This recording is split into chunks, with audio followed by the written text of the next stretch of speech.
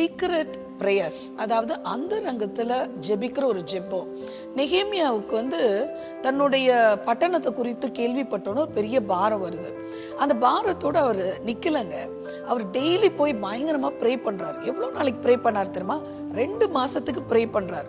பயங்கரமான சின்சியரான ஒரு பிரேயர்.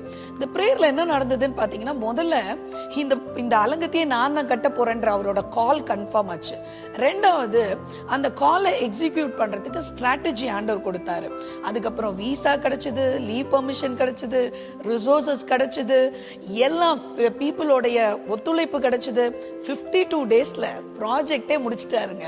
நீங்க ஒரு காரியத்தை குறித்து பாரமா இருக்கீங்க, உங்க குடும்பத்துல, உங்க பட்டணத்தை குறித்து, உங்க சபையில, ஊழியத்துல எது மாறணும்னாலும் பாரத்தோட நிக்காதீங்க. அந்த ரங்கத்துல போய் டெய்லி ஜெபிங்க.